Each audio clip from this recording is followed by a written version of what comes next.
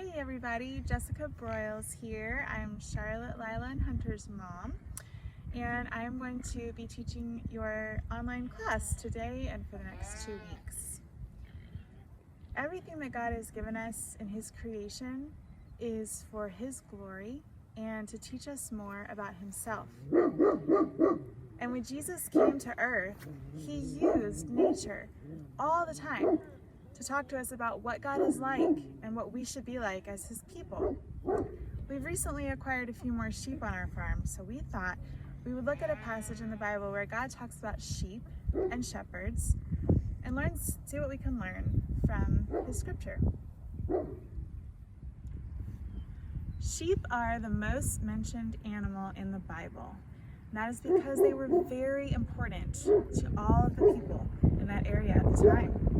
They would use them for the wool.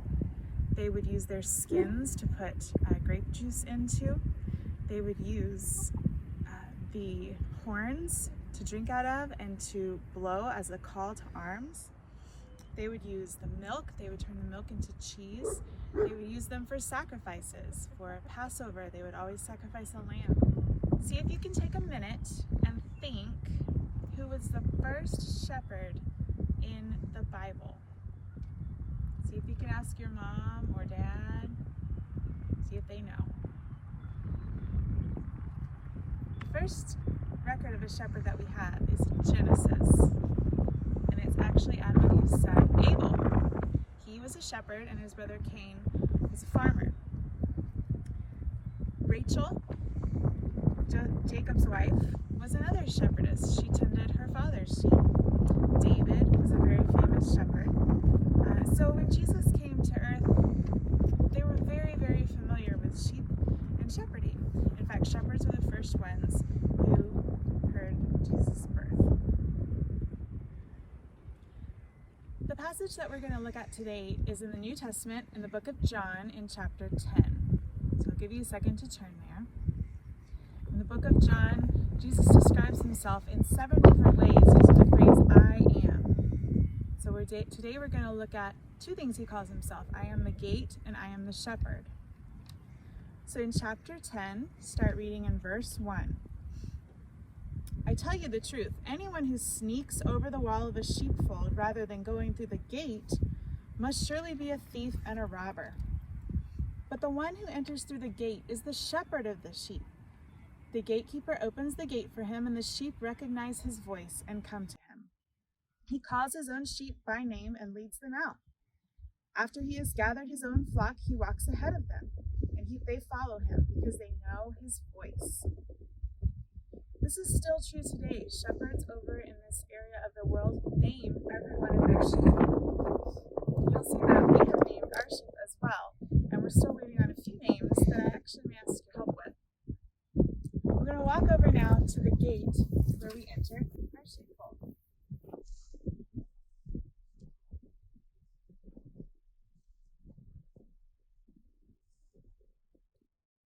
You can see right behind me our 4 littlest sheep. These have been on our farm for several months and they're very comfortable with me and know who I am. Back in the distance, you may be able to see our new sheep. They are a little older, they're about 2 years old, but they've only been on our farm a few days and they don't know me that well. We're going to go inside the gate and you can watch and I'll show you all the sheep and their names.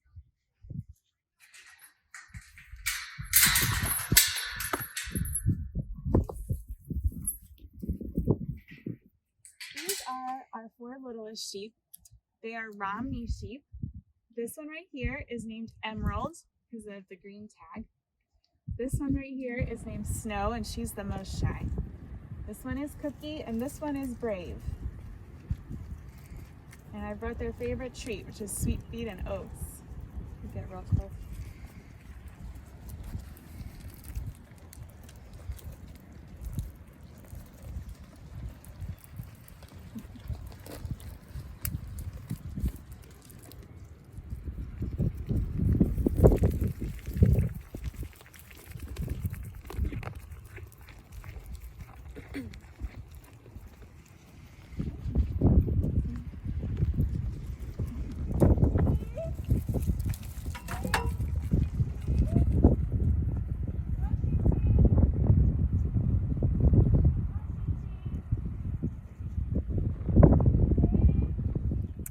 right, so if you look at verse 5, it says, "They won't follow a stranger. They will run from him because they don't know his voice."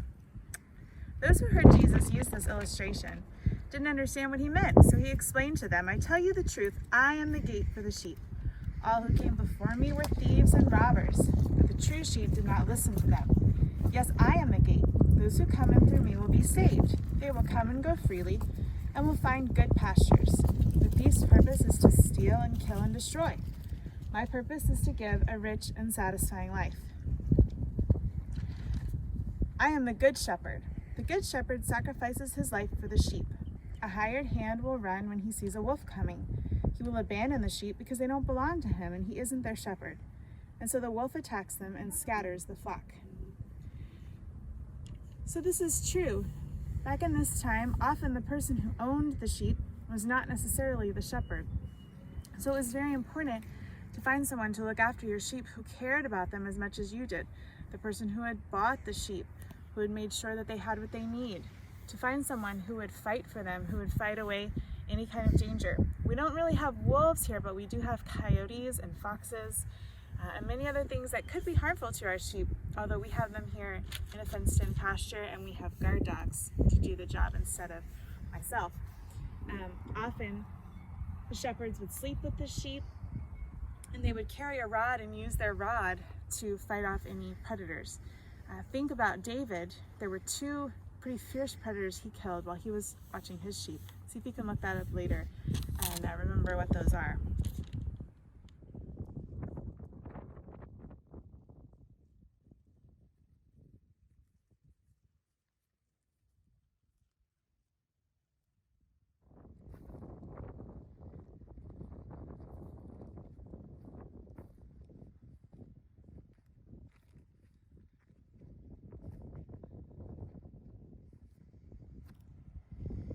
This is our big ram, Ramses. He's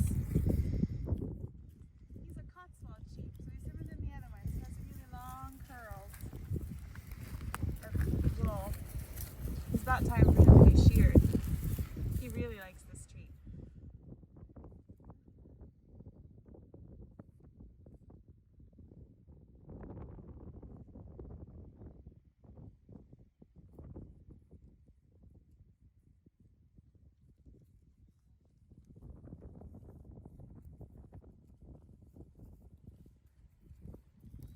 These are our 3 new ewes that we don't have names for. If you want to leave a comment or send us an email with your suggestions.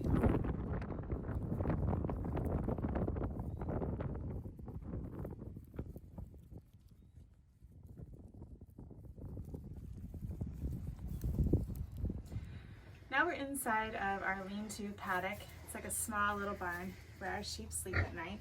You might hear our pig and 3 dogs. I'm going to finish reading. I am the good shepherd. The good shepherd sacrifices his life for the sheep.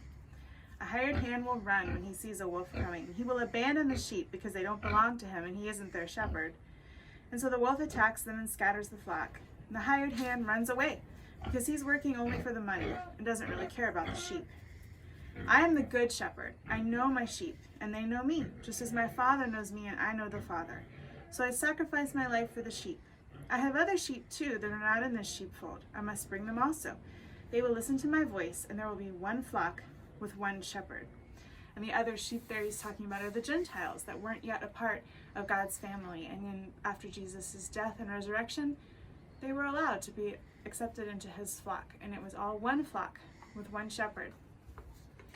And so thinking about that, how does that apply to our life today? How can we be sheep? How can we let God be our shepherd?